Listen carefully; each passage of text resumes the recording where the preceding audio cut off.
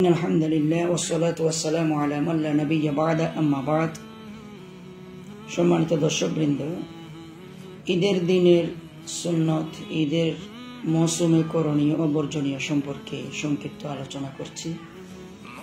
ঈদের দিনের কয়েকটি সুন্নত আছে।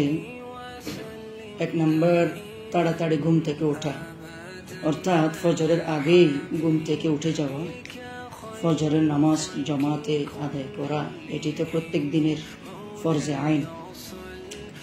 দ্বিতীয় সুন্নত হচ্ছে ঈদের দিন গোসল করা, মিসওয়াক করা এবং উত্তম কাপড় পরিধান করা সুন্নত, সুগন্ধি ব্যবহার করা সুন্নত এবং যে কোনো মিষ্টান্ন জিনিস খেয়ে ঈদগাহে যাওয়া ঈদুল ফিতরে সুন্নত। কোনো ওজর না থাকলে ঈদগাহে পায়ে হেঁটে যাওয়া, এটিও সুন্নত। শিশুদেরকে ঈদগাহে নিয়ে যাওয়া, এটিও একটি ঈদের দিনের সুন্নত। এবং তাকবীরে তাশরিক পড়তে পড়তে ঈদগাহে যাওয়া, ঈদগাহ থেকে আসা। ঈদুল ফিতরে নিম্ন স্বরে, ঈদুল আজহায় উচ্চ স্বরে। তাকবীরে তাশরিক হচ্ছে আল্লাহু আকবার, আল্লাহু আকবার, লা ইলাহা ইল্লাল্লাহ, আল্লাহু আকবার, আল্লাহু আকবার, ওয়ালিল্লাহিল হামদ। ঈদের দিনের এই সুন্নতগুলো আদায় করার চেষ্টা করব। কবর জিয়ারত করা যদিও ঈদের দিনের সুন্নত নয়, তবে কবর জিয়ারত করা, মুরব্বীদের আত্মার মাগফিরাত কামনা দোয়া করা, এটি একটি ভালো আমল, উত্তম আমল। ঈদের দিনের আরেকটি সুন্নত হচ্ছে এক রাস্তা দিয়ে যাওয়া, অন্য রাস্তা দিয়ে আসা, অর্থাৎ দুটো রাস্তা আপ ডাউনের সময় ব্যবহার করা যদি সম্ভব হয়, এবং তাড়াতাড়ি ঈদগাহে যাওয়া, এটিও ঈদের দিনের একটি সুন্নত। তো ঈদের দিনের সুন্নতগুলো আমরা আদায় করার চেষ্টা করব। ঈদের রাত, ঈদের দিনের আগের যেটি রাত, এই রাতে ইবাদত করলে অনেক সওয়াব, অনেক ফজিলত আছে। আল্লাহ রাসূল সাল্লাল্লাহু আলাইহি ওয়াসাল্লাম ইরশাদ করেন, যারা ঈদের দিন অনর্থক অযথা সময় অপচয় না করে, ঠাট্টা মশকারি গীবত শিকায়াত সমালোচনায় এই হাসি ঠাট্টা বিদ্রুপে সময় নষ্ট না করে আল্লাহর ইবাদতে মশগুল থাকবে, আল্লাহর রাস্তায় সময় দিবে, আল্লাহ তাআলা কিয়ামতের দিন তাদেরকে স্মরণ করবেন, তাদের উপর দয়া মায়ার নজরে তাকাবেন। সুবহানাল্লাহ।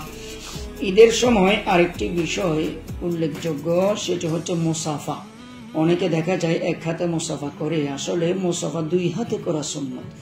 কোরআন হাদিসের আলোকে, শরীয়তের আলোকে মুসাফা 2 হাতে, এবং 2 হাতে মুসাফা করার সময় একটি দোয়া আছে, ইয়াগফিরুল্লাহু লানা ওয়া লাকুম। এই দোয়াটি যখন পাঠ করা হবে, 2 হাত 2 জনের 4 হাত যখন একত্রিত হবে, ওই 4টা হাতের দ্বারা যত সগীরা গুনাহ হয়েছে আল্লাহ তাআলা মাফ করে দিবেন। অনেকে দেখা যায় এক হাতে মুসাফা করে, আসলে এটি ইংরেজদের এবং আহলে হাদিসদের পরিচয়, এক হাতে মুসাফা করা। আর একটি বিষয় মুআনাকা, ঈদের সময় দেখা যায় 3 বার বিদ্যুৎ গতিতে খুব দ্রুত 3 বার মুআনাকা বা কোলাকুলি করে। 3 বার কোলাকুলি করার কথা কোরআন হাদিসে পাওয়া যায় না, ভালো করে 1 বার কোলাকুলি করার কথা পাওয়া যায়। এই কোলাকুলি করার সময় বা মুআনাকার সময় একটি দোয়া পড়তে হয়, আল্লাহুম্মা জিদ মুহাব্বতি লিল্লাহি ওয়া রাসূলি। আল্লাহ তাআলা আপনার আমার মুহাব্বত আল্লাহর জন্যই কবুল করুন, আল্লাহর জন্যই বৃদ্ধি করুন। তাহলে মুআনাকা বা কোলাকুলি 1 বার, ভালো করে 1 বার করা হবে, 3 বার এটি কোরআন হাদিসে পাওয়া যায় না। আর ঈদের সময় আরেকটি মারাত্মক ভুল, কারোর সাথে সাক্ষাৎ হলে ঈদ মোবারক, ঈদ মোবারক বলি। ঈদ মোবারক 1 কোটি বার বললেও 1 বার সালামের সমতুল্য সওয়াব হবে না। তাই আমরা কারোর সাথে সাক্ষাৎ হলে বলবো আসসালামু আলাইকুম রাহমাতুল্লাহি ওয়া বারাকাতুহু, এরপরে আমি বলবো তাকাব্বালুল্লাহু মিন্না ওয়া মিনকুম। এই দোয়াটি আমরা বলতে পারি, পড়তে পারি। এরপরে ঈদ মোবারক আপনি বলতে পারেন, নাও বলতে পারেন, তবে কোরআন হাদিস দ্বারা স্বীকৃত হচ্ছে তাকাব্বালুল্লাহু মিন্না ওয়া মিনকুম, এটি কোরআন হাদিস দ্বারা স্বীকৃত। এবং সালাম, সাক্ষাৎ হলে সালাম দিতে হবে। ঈদ মোবারক এটিকে বলা আমাদের বর্জন করতে হবে।